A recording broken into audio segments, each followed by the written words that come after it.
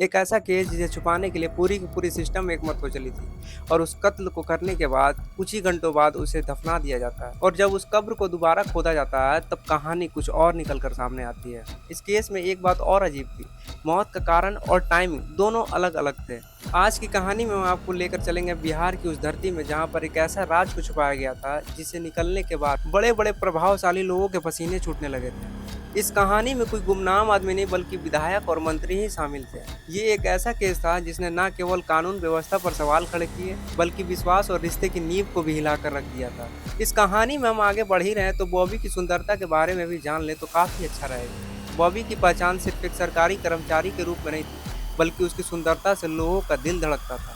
उसके चेहरे की मुस्कान को देखने के लिए लोगों का तांता लगा रहता था। लोग उसकी एक झलक को देखने के लिए तरसते थे। बॉबी, राजेश्वरी सरोज दास की गोद ली हुई बेटी। असली माता पिता कौन है ये तो किसी को पता नहीं, लेकिन राजेश्वरी सरोज दास ने इन्हें गोद लिया और पाल पोस कर बड़ा किया। बाद में बॉबी को विधानसभा में टाइपिस्ट की नौकरी दी गई, उसकी काबिलियत को देखकर नहीं बल्कि उसकी सुंदरता को देखकर। राजनीति के गलियारों में कुछ चेहरे ऐसे थे जो उनकी चेहरे देखे बिना उनकी दिन की शुरुआत ही नहीं होती थी। इसी के चलते उन्हें टाइपिस्ट की नौकरी दी गई थी विधानसभा में।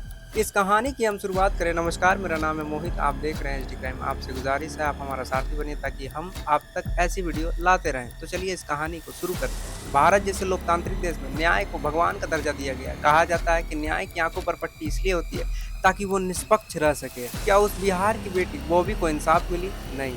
विधानसभा में टाइपिस्ट के तौर पर काम करने वाली बॉबी की संदिग्ध मौत। आप खुद ही सोचिए, एक आम इंसान की मौत पर मोहल्ले में चर्चा हो जाती है, लेकिन यहाँ तो मामला सीधे सत्ता के गलियारों से जुड़ा हुआ था। बड़े बड़े विधायक, बड़े बड़े प्रभावशाली लोगों का चेहरा सामने आने वाला था। एक तरफ कानून की किताब मोटी होती जा रही है, दूसरी तरफ न्याय की प्रक्रिया धीरे धीरे पतली होती जा रही है। मौत हुई, कारण स्पष्ट हुआ, लेकिन दफनाने की जल्दी ऐसे जैसे सच सामने ना आ जाए।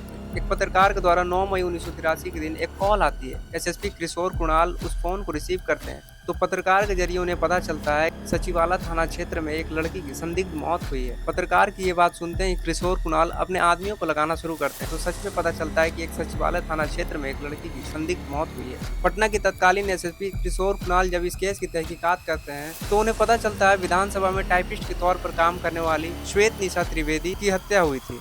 अब इस केस से जुड़े लोगों को पकड़ते तभी एक कॉल आता है कि नेताओं को बेटा को पकड़ना क्या इतना आसान है? उस समय की राजनीतिक और अब की राजनीतिक में जमीन आसमान का फर्क है। उस समय बड़े बड़े प्रभावशाली लोगों की दबदबा कुछ ऐसी थी कि मानो कोई भी केस को दबा कर रख दे, और ये केस में ऐसा ही देखने को मिला। विधानसभा की स्पीकर रही राजेश्वरी सरोज दास के घर में नेता मंत्री विधायक का आना जाना लगा रहता था। राजेश्वरी सरोज दास से मिलने के लिए नहीं बल्कि बॉबी से मिलने के लिए। पॉलिटिकल कनेक्शन होने के कारण बॉबी की पहचान और भी बढ़ गई थी। बॉबी जहां पर खड़ा होती वहां पर मंत्रियों का झुंड लग जाया करता था। लेकिन तभी कुछ ऐसा होता है 8 मई को कि हर कोई शौक रह जाता है। 8 मई 1983 ये वही दिन था जब आखिरी बार वो अपनी टाइपिस्ट की नौकरी सचिवालय से करके आई थी। इस पूरे केस में नेता का बेटा का एक नाम सामने आता है, रघुवर झा। बॉबी और रघुवर झा दोनों एक दूसरे से बात किया करते थे, लेकिन अचानक बॉबी और रघुवर झा के बीच झगड़े होने शुरू हो गए। एक नेता का बेटा डॉक्टर को लिए घर पहुंचता है राजेश्वरी सरोज दास के, लेकिन वो अंदर जाता नहीं है, वो कार के अंदर बैठा रहता है। जिस कार में रघुवर झा उस डॉक्टर को लाया था, अब वो डॉक्टर बॉबी के घर जाता है, बॉबी की तबीयत को देखता है और एक गिलास पानी मंगवाता है और उसमें एक दवा मिलाता है और उसके बाद कहता है कि बॉबी ठीक हो जाएगी। लेकिन अगली सुबह बॉबी कभी उठती ही नहीं है और उसकी ये खबर बिहार से निकलकर पूरे देश में गूंजने लगी, क्योंकि ये कोई साधारण मामला नहीं बल्कि हाई प्रोफाइल केस बन चुका था। राजेश्वरी सरोज दास की बेटी की हत्या के बाद दो नए नए डेथ सर्टिफिकेट बन जाते हैं। एक में लिखा था इंटरनल ब्लीडिंग, दूसरे में लिखा था हार्ट अटैक। राजेश्वरी सरोज दास वहाँ के एसएसपी किशोर कुणाल को ये अब दोनों डेथ सर्टिफिकेट देती है। इस केस की गंभीरता को देखते हुए किशोर कुणाल अब उस क्राइम सीन पर पहुँचते हैं। अब उस लड़की का कब्र फिर से खुदवाते हैं और उसमें से उस बॉडी को निकालते हैं बॉबी। फिर से दोबारा डॉक्टरों को दिया जाता है चेकअप करने के लिए, लेकिन उसमें एक शॉकिंग बात सामने आती है। बॉबी के शरीर को जब डॉक्टर जांच कर रहे थे तब वो पाते हैं कि बॉबी के शरीर में मेलाथियान नाम का एक जहर दिया गया था। इसके कारण उसकी मृत्यु हुई। अब ये केस पानी की तरह साफ हो चुका था। उस समय की पहली डेथ सर्टिफिकेट जो तैयार किए थे डॉक्टर के झा किए थे, उनके मुताबिक मौत का कारण इंटरनल ब्लीडिंग था, जबकि दूसरे डॉक्टर अशोक कुमार ठाकुर बताते हैं कि उसकी मौत हार्ट अटैक से हुई है। डॉक्टर झा जब बॉबी की जांच कर रहे थे तो 3:30 पे बॉबी जिंदा थी। जब अशोक कुमार ठाकुर 4:15 पे जांच करते हैं तो वो मर चुकी थी। इस पूरे केस में झोल साफ साफ दिख रहा था। इस पूरे केस में जो चश्मदीद गवाह हैं वो कोर्ट में जाकर पेश होते हैं। अब राजेश्वरी सरोज दास के घर में जो नौकर था निर्भय कुमार, अब उससे कोर्ट में पूछताछ की जाती है। तब वो बताता है कि बॉबी दीदी से अक्सर रघुवर झा लड़ते रहता था। निर्भय कुमार बताता है जब बॉबी दीदी की तबीयत खराब हुई थी तो एक डॉक्टर आया था, वो पानी में कुछ दवा मिलाया और उसके बाद दीदी को पिला दिया और उसके बाद वो चला गया। त्रिशूलधारी से भी जब पूछताछ किया गया तो त्रिशूलधारी भी बोले बॉबी दीदी किसी और से बात कर रही थी। यही बात को लेकर रघुवर झा को काफी गुस्सा आता है। जब स्टेट पुलिस अपनी पूरी ताकत झोंक कर उस कातिल तक पहुंचने ही वाली थी, वैसे ही इस केस को सीबीआई को सौंपने की जिक्र की गई थी। अब सोचिए, कातिल पकड़ाने ही वाला था तभी सीबीआई को ये केस सौंपा क्यों गया?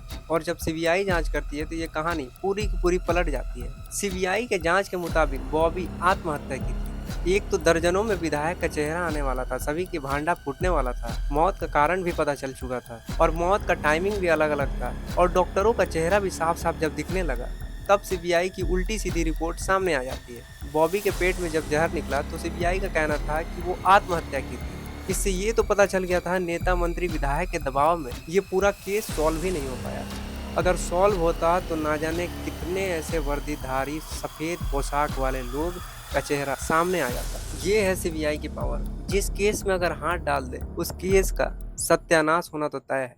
ऐसे कई ऐसे केस हैं जो सीबीआई कभी सॉल्व ही नहीं कर पाई। इस बॉबी हत्याकांड में सबसे अच्छा जो कोई तफ्तीश किया था तो वो एसएसपी किशोर कुणाल ही किए थे, लेकिन इनके बावजूद भी इस केस का सच सामने नहीं आ सका। ये थी बॉबी की कहानी। आपको ये कहानी कैसी लगी कमेंट करके आप जरूर बताइएगा। और आप अभी तक हमारे चैनल को सब्सक्राइब नहीं किए तो प्लीज़ हमारे चैनल को भी सब्सक्राइब कीजिएगा। आपसे मिलते हैं कल।